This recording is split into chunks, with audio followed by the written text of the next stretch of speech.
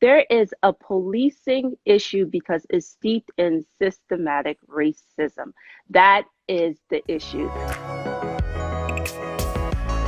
Dr. Wendy, political commentator, professor, philanthropist, and Oh, television personality. Honey, yes, get into it you are not immediately. out. You No, are, no games played. uh, first of all, you've been in this arena for a very long time. You Mm. are not one to be played with in this moment. What's it feel like finally seeing this come to light, although we've been talking about these incidents for the last 5 years? It's so interesting because, as you said, like these instances have been around forever. It's just now because of Corona, coupled with people being at home, everything just came to this perfect storm, and in a sense brought awareness to this issue. And it's amazing. It's sad because of how we got to this point Yeah. with the murder of George Floyd. But the energy that you feel when you're at the protest, the ways people are not letting up. I think we're on day 22 of people protesting, and we're not talking about 10 people, we're not talking 15, we're talking thousands of people are out here marching, and they are not letting up. So for me, I am just so excited to see the momentum. I'm so excited to see people coming on board. But what I'm really excited about is what policy changes are going to come out of this, because that's what we need. We need policy. 100%. It's so funny that you bring up, tens of thousands of people marching. I just want to let everyone know, if you haven't seen this image yet, if you haven't seen these videos yet, it's not just people in Los Angeles and New York and That's all right. these. We have people marching all over the world, especially Hello. Nigeria is very close to your heart because you up there. What was Hmm. seeing Nigerians out there and really standing up for everything that we believe here in America? I love it. I love the fact, that there have been 50 countries that have been marching, that have been protesting. Of those 50 countries, we have Nigeria. And I don't know if people know, but Nigeria is the largest African ethnic group in the United States. So when I see my brothers and sisters in Nigeria that are protesting at the U.S. Embassy in Abuja and Lagos, releasing a statement saying we do not condemn, or we do condemn actually, people getting killed. We do want you guys to support and continue to uplift Black voices. It just makes my heart warm. That is my country. I was born there. I lived there, until I was a toddler. And now to see that the world is uniting around this cause, it just makes me so happy. And, there's been a call from Ghana and Nigeria saying, our Black brothers and sisters, if America doesn't treat you well, come home. And Come, so come on back. So I say to everyone, even if you don't go back permanently, please, please, please go and visit, because the country is rich, the people are rich, and the culture is rich, and it's just amazing there. are you talking to me? I'm talking to you. Me?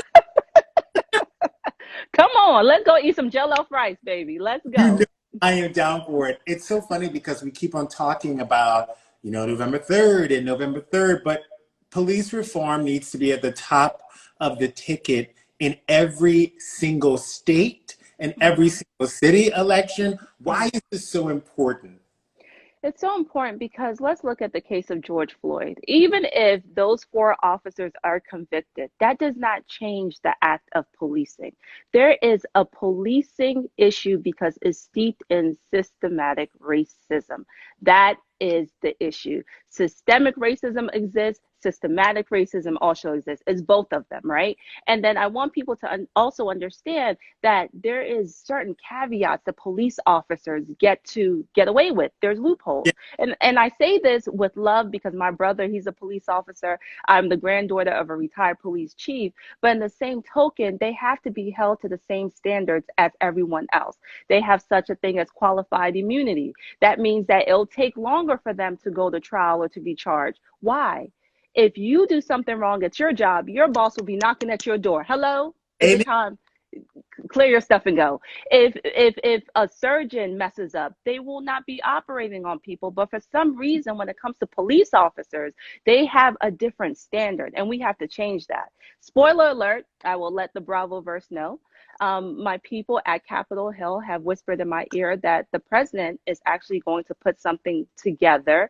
And tomorrow, keep your eyes open. It's tentative tomorrow, but maybe this week, there will be something, an announcement on police reform that is going to pass. So we don't know what the details of that is, but police reform is very important because they have to be held to the same standard.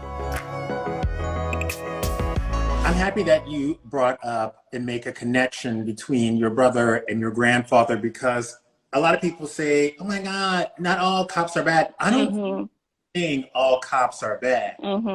We're just saying, like we said in professional sports, there is a doping issue that we need to handle. Not everyone is doping. Same thing with the cops. Not every cop is bad. We're not saying that. And I think a lot of times people get, and maybe we can talk about this if you feel comfortable, defunding police. I think people think we're just not going to have police at all. Yeah, so that's not the case. It's so funny. We understand defunding when it comes to anything else, right? Like if we want to defund schools, we understand we're taking money away.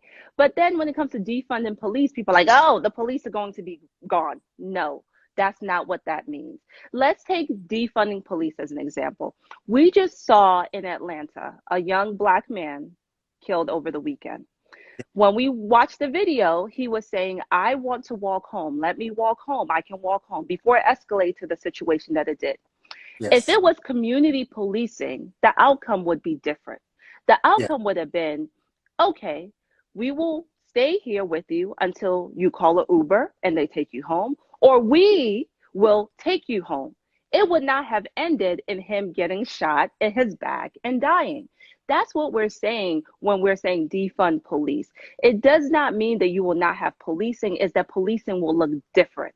And instead of them spending millions of dollars getting those military tanks, no, it will go towards training. It will go towards different things. That's what that means.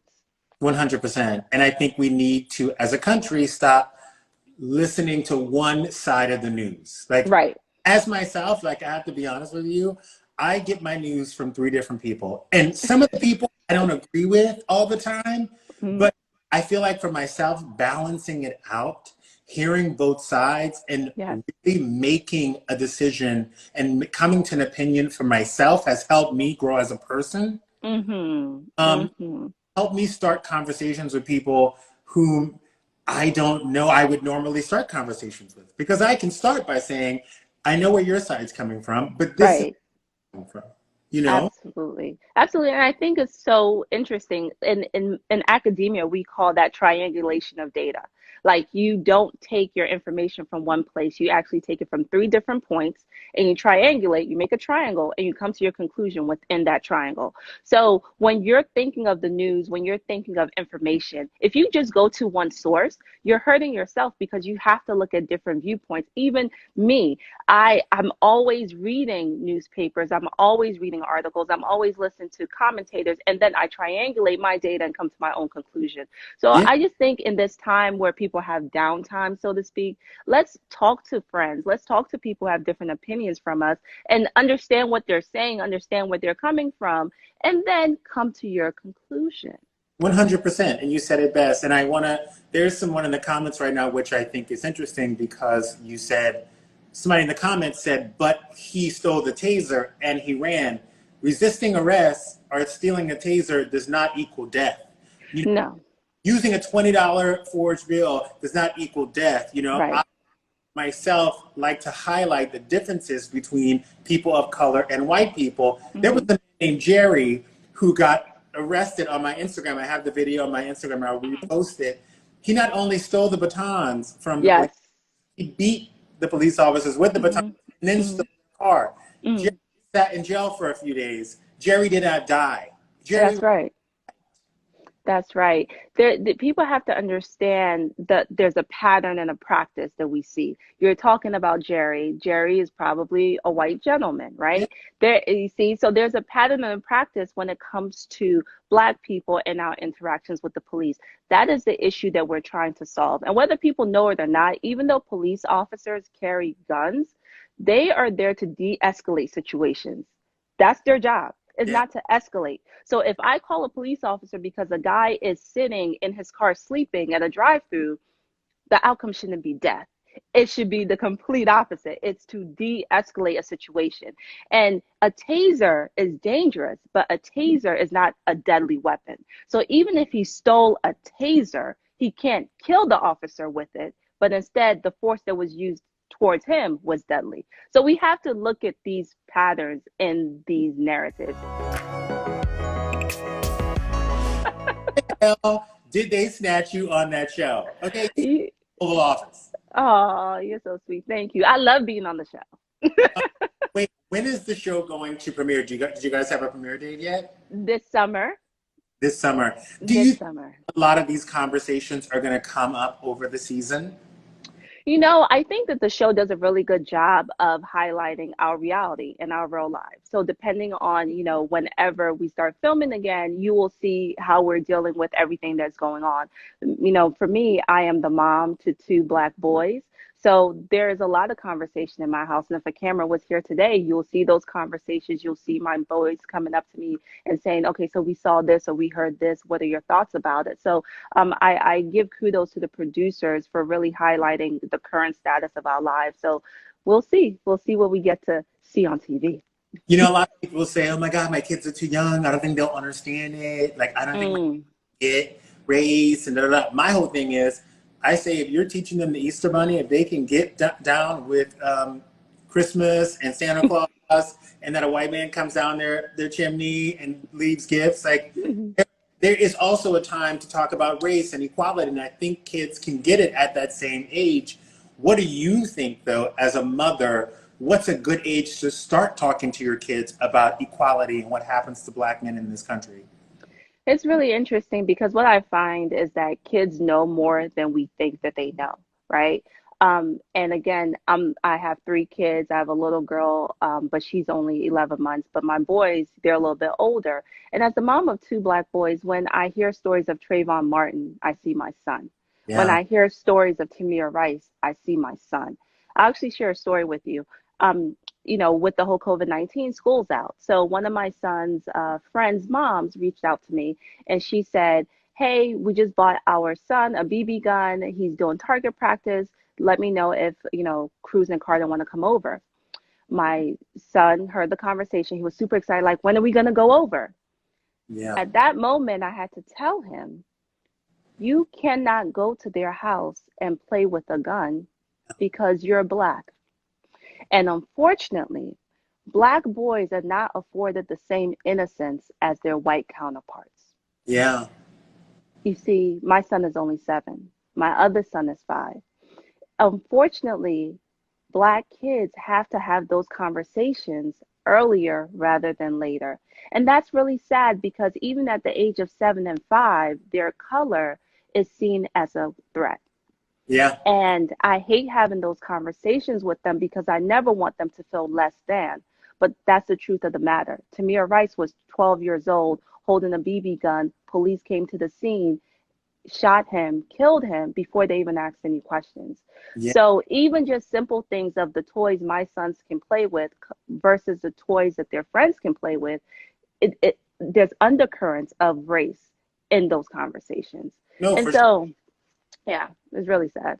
It's really sad and it's crazy because, like, even my friends who are white say, I don't know how to explain this. I'm like, just sit with them and see how far you can go with them. But Uncle Justin is Black and he has more issues than your dad does driving a car, Right. and starting the conversation earlier so that they get it. One time I was driving in my car and this woman, I got pulled over and I was on a dark street and I got really nervous. So what I did, driving until I got to a street with light, and there was a woman that was driving behind me, in front of me, and she kind of sort of followed me through this whole thing. So when I pulled over, this lady got out of her car in front of me, and the cop got out and said, hey, ma'am, what are you doing? And she said, she was in her 50s, she was this older, white lady, and she said, he is a Black man, and I just do not trust what's about to happen. So I'm going to sit here and watch this whole. Wow. Wow. I thought to myself, wow, this woman picked that up and she didn't even know who was in the car. Like she saw the lights on and she saw me veer off and she followed me, and it was like, wow, I'm seen. Like people are starting to understand issues that we're going through in America. And I live in Los Angeles. Like I live in Hollywood. It's supposed to be prim and proper and everything's supposed to be great, but it's not. Right, right. That's really deep. And throughout this whole conversation that people have been having about race these last few weeks is this whole notion of we want allies, like we need allies. And that's true, right? Like in the struggle for Black liberation, so to speak, you need allies. But I always turn that notion on its head and I say, I don't want allies. I want accomplices. I want people who are in the trenches with me. You can be an ally, great for you. I want you to be an accomplice. I want you to look at me and say, okay, we protested, so how are we going to get, who we fighting? Because we need to be in this together. And I think that that's really important because ways that non-Black people can center themselves in this conversation is for them to understand their power and their privilege. And so if your privilege is that you are not seen as a threat, and if something is going on between the police and a Black person, you can just be there and say, hi, I'm recording this. Just be that voice. We need that. Unfortunately, we need that. So thank you to my allies, but salute to my accomplices, because that's what I need. You know what? I always tell this to people. I definitely get the accomplices thing. Like, I want somebody who's going to be next to me. And I know it takes people a minute to get to that stage. Not every level 5 of life. If you're stuck on level 1, you really want to be that ally, but you don't do it. The first thing is starting that conversation in your own homes. Yes. It's the easiest conversation for you to have. If you want to get to level 2, you get to the club level, but post something that's going to start the uncomfortable conversation, because if the conversation is uncomfortable for you to start it as an ally, try living it.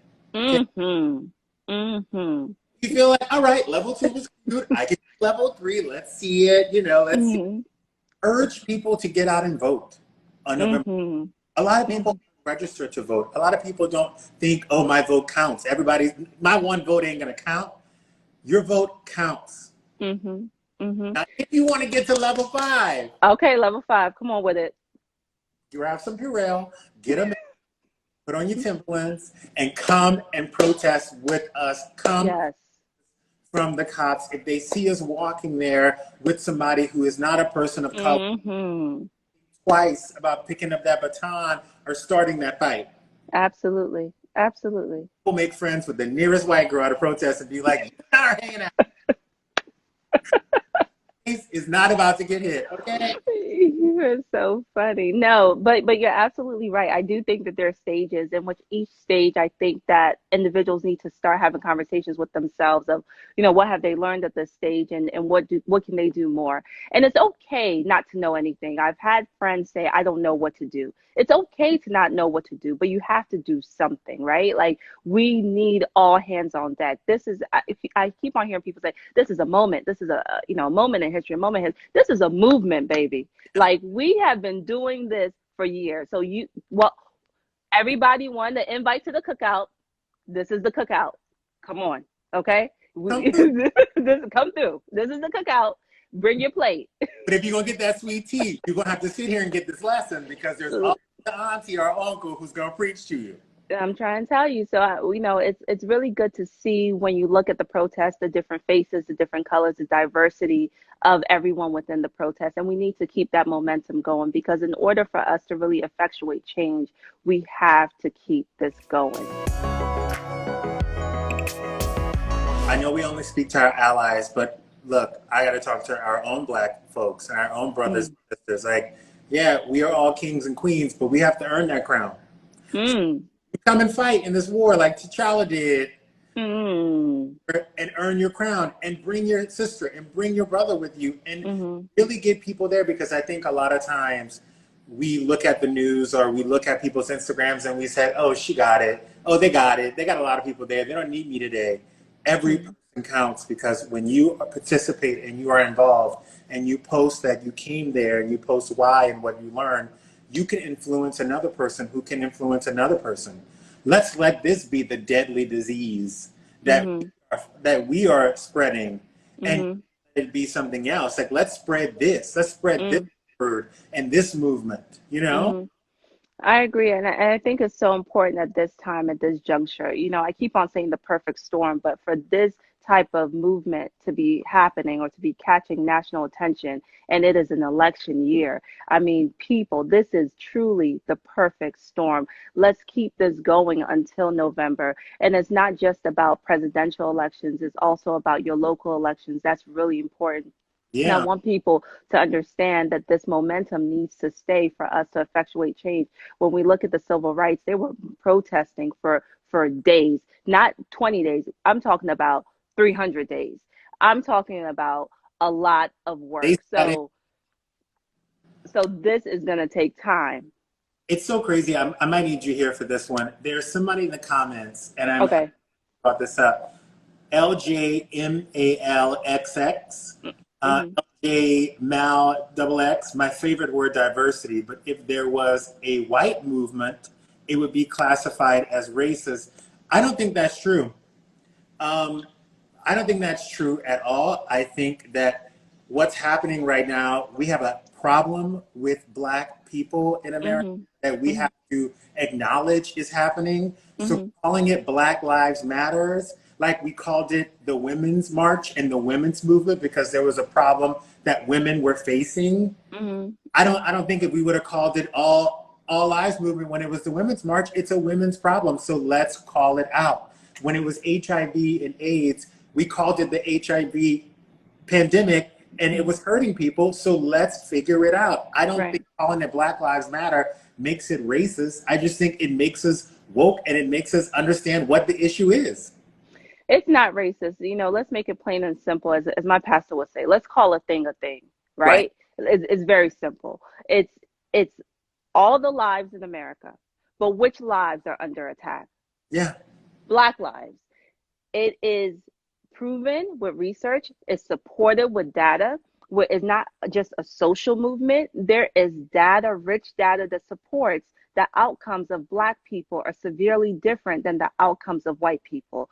There is data that supports that the leading cause of Black men, the sixth, one, two, three, four, five, sixth leading cause of Black men is being killed. Yeah, let me. So when we talk about these things, I understand people may not be comforted by the term Black Lives Matter, but sometimes uncomfortable truths is what are facts in our country. And in order for us to liberate ourselves, we have to speak the truth. And the 100. truth is, Black lives are under attack. And in order for us to rectify that, we have to show the world that Black lives matter. Because you can't slaughter someone in the middle of the street like an animal if 100. you thought they mattered. Those 100. are the facts. And I know a lot of people take offense to when we say we all, like, you need to do something, you need to speak up, you need to blah, blah. The only reason why we are asking people to speak up and come out and help us is because we are asking you for your help. It's Right. We're not blaming you. We're not saying that you haven't been here. We're asking you at this moment. We've never asked you for something. We, Mm. you guys, this is a fight for humanity, for humankind. This is something that we're not asking for, extra time here or more pay here. We're asking just to simply live and to get in That's our it. and get pulled over without being killed. That's all we're doing. That's it. That's it. I just want the same outcomes for my Black boys, for my two sons, than that you would see in two white boys. That's all we're asking for. We're not asking for anything extraordinary. We're just asking to be respected, and that's it. It's very simple. It's like we're literally saying we want to be treated equally. We're literally saying we want equity, and people are saying no. Like Yeah. when you boil, when it boils down to it, like that's all we're saying. We don't want anything else. That's it. I want my husband to be able to drive home at night And I'm not staying on the phone with him for an hour because my fear is if anything happens and he gets pulled over, I need to be a witness to the interaction. Yeah. Wow. That's not fair. Dr. Wendy Osefo, Yes. she came snatched my girl, you snatched my own wig off. Go sit You got down. me all the way together. You know, I'm just so happy and proud that you can join us for this conversation. I'm so Oh, thank happy, you. proud that your voice is going to be a part of the Real Housewives franchise. And I'm so Mm. excited for people to see you this summer. Oh, thank you so much. It was a pleasure. Thank you for having me.